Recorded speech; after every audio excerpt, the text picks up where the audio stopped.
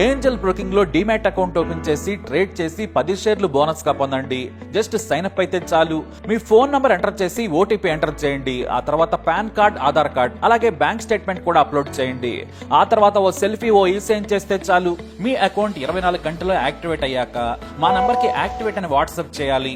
ఆ తర్వాత మీ demat account లో మేము చెప్పిన 10 బ్యాంకింగ్ షేర్స్ బై చేసి స్క్రీన్ షాట్ పెడితే చాలు. ఆ అమౌంట్ మీకు యూపీఐ ద్వారా పంపిస్తాము. అంటే మీకు 10 షేర్లు బోనస్ గా వచ్చినట్టే. ఆ తర్వాత మీరు ఆ షేర్స్ ని సెల్ చేసుకుంటారో ఇన్వెస్ట్ చేసుకుంటారో మీ ఇష్టం. డిస్క్రిప్షన్ లో ఉన్న లింక్ ద్వారా మాత్రమే మీకు ఈ బోనస్ షేర్లు వస్తాయన్నది మాత్రం గుర్తుపెట్టుకోండి. కేఏ పాల్ ఒకప్పుడు ఏపీ ఎన్నికల్లో ప్రజాశాంతి పార్టీ పెట్టి కామెడీ పీస్ లా మిగిలారు. నేడు తెలంగాణలో కేసీఆర్ తో పోటీకి సై అంటున్నారు.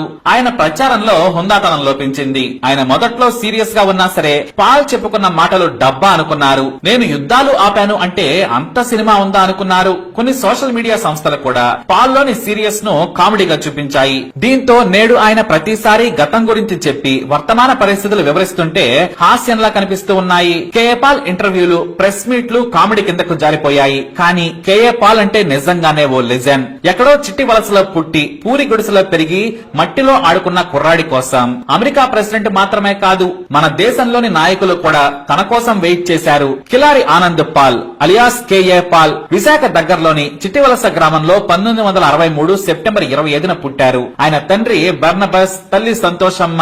పుట్టుకతో పాల్ కుటుంబం హిందువులు. పాల్ కు 8వ ఏట ఉన్నప్పుడు అతని తండ్రి క్రిస్టియానిటీలోకి మారి దేవుడి ప్రబోధనలు చేయడం మొదలుపెట్టారు. ఆ సమయంలో పాల్ చదువుకుంటూనే తండ్రి వెంట ప్రార్థనలు చేస్తూ తిరిగేవారు.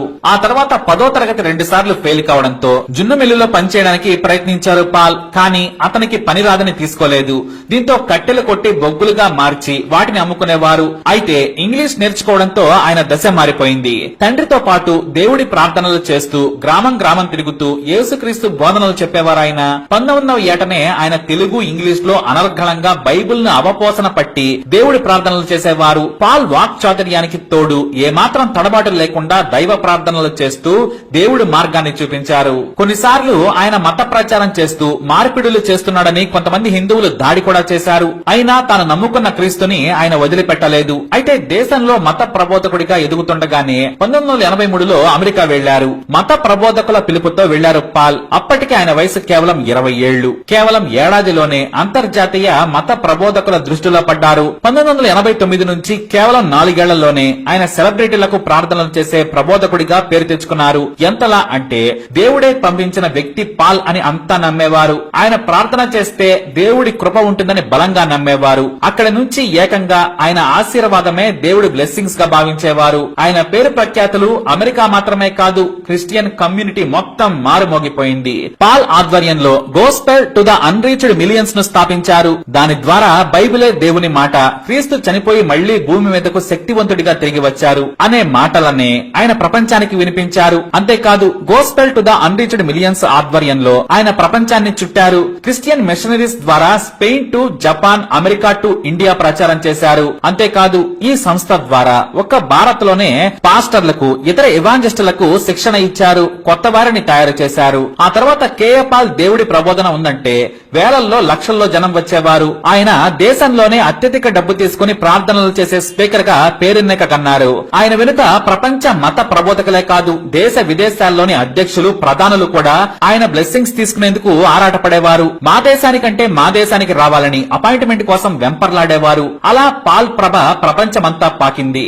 మొదట క్రిస్టియానిటీకే పరిమితమైన పాల్ ఆ తర్వాత ప్రపంచంలోని యుద్ధాలు, విభేదాలు ఆపేందుకు గ్లోబల్ పీస్ మిషన్ ను ఏర్పాటు చేశారు. తానే నాయకుడిగా, ప్రపంచ శాంతి ప్రబోధకుడిగా పేరు తెచ్చుకొని తన వెంట పీస్ అంబాసిడర్స్ ను తీసుకెళ్లారు. గడాఫీ నుంచి సద్దాం హుస్సేన్ వరకు, బుష్ నుంచి వాజ్పేయి వరకు అంతా ఆయన కోసం ఒకప్పుడు ఎదురు చూసిన వారే. మన దేశానికి పాల్ వస్తున్నారంటే చాలు ఒకప్పుడు చంద్రబాబు నుంచి కాంగ్రెస్ సీఎంల వరకు ఎయిర్పోర్టుల్లో క్యూ కట్టేవారు.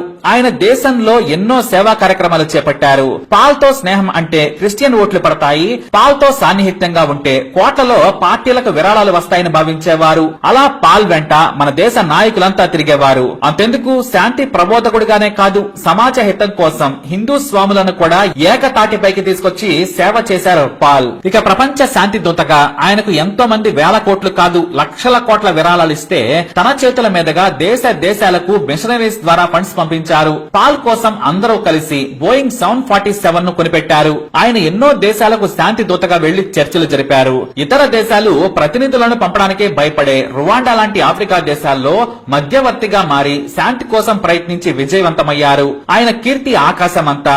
కానీ అమెరికాలో ఆయన మీద అవినీతి ఆరోపణలు రావడంతో మెల్లిగా ఆయన ప్రభ తగ్గింది. ఇటు మన దేశంలోనూ మరీ ముఖ్యంగా వైఎస్ వచ్చిన తర్వాత 2004లో పాల్కు నిధుల రాబడి ఆగిపోయింది. మరికొన్ని వేరే వ్యక్తుల మెషనరీస్ కు మళ్ళాయి. చివరకు సోనియా నుంచి ప్రధాని మన్మోహన్ సింగ్ వరకు ఎంతో మందిని కలిసినా సరే భారత్ లో ఉన్న తన మెషనరీలకు నిధులు రాలేదు.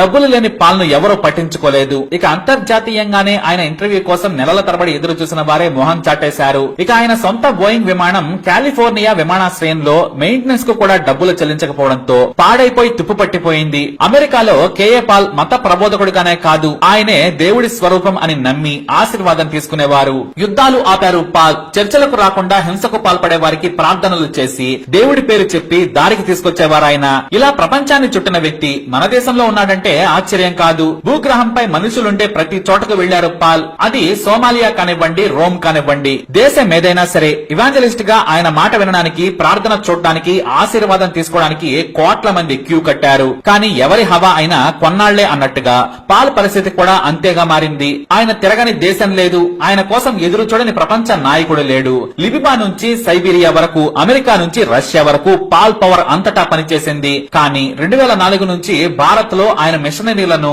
సేవా కార్యక్రమాలను కొనసాగించాలనుకున్నా కూడా కుదరలేదు. దీంతో అమెరికాలోనే ఉండిపోయి తన క్రైస్తవ మిషనరీల ద్వారా వచ్చే డబ్బులతోనే ఆయన కాలం వెళ్లదీస్తూ ఉన్నారు. చాలా చిన్న ఇంట్లోనే పాల్ జీవనం సాగిస్తూ ఉన్నారు. ఆయన పలుకుబడి తగ్గిపోయింది. చిటికేస్తే వేల కోట్లు వచ్చి పడేవి. కానీ నేడు ఆ పరిస్థితి లేదు. కానీ గొప్ప ఎవాంజలిస్ట్ గా పేరు తెచ్చుకున్న పాల్ ఏపీ రాజకీయాల్లోకి వచ్చి తప్పు చేశారని చాలా మంది అంటారు. ఆయన స్టేచర్ కి రాజకీయాలు సరిపడవు, ఆయన నిలబడలేరంటారు. పైగా ఆయన చేసే ప్రసంగాలు నేడు హాస్యంగా మారిపోయాయి. ఆయనలో సీరియస్ గా ఉన్నా సరే మాటలు నమ్మశక్యంగా లేవు. తాను ప్రధాని అవుతాను, $1 ట్రిలియన్ తెస్తానంటారు. ఆయన సీఎం అవుతాను, మనమే సీఎం కాబోతున్నామని చెబుతారు. ఆ మాటలే జనాలకు కామెడీగా అనిపించాయి. అది అసాధ్యం కూడా. అయినా పాల్ అలా మాట్లాడి తన స్థాయిని తగ్గించుకున్నారని చాలా మంది ఆవేదన వ్యక్తం చేస్తున్నారు. నేడు దేశంలో ఏ పాస్టర్ అయినా, ఏ మత ప్రబోధకుడైనా సరే ఒకప్పుడు ఆయన దగ్గర పాఠాలు నేర్చుకున్న వారే. అందుకే ఆయన పవర్ తెలుసు కాబట్టే ఏ క్రిస్టియన్ మిషనరీ కూడా ఆయన గురించి నెగిటివ్ గా మాట్లాడదు. అసలు క్రిస్టియానిటీ లేని చోట కూడా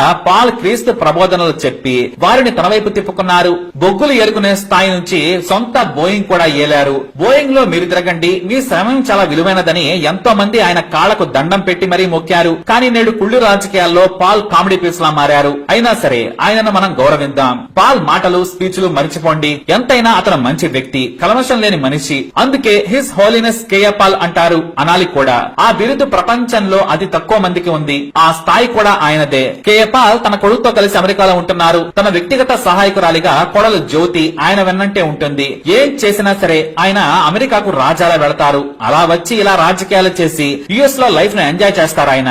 that is his holiness KA Paul. ఇది కేఏ పాల్ గారి ఫుల్ స్టోరీ. మరి కేఏ పాల్ పై మీ అభిప్రాయాన్ని కమెంట్ ద్వారా తెలియజేయండి. అలాగే వీడియోని లైక్ చేయండి, షేర్ చేయండి, మా ఛానల్ సబ్స్క్రైబ్ చేసుకోండి.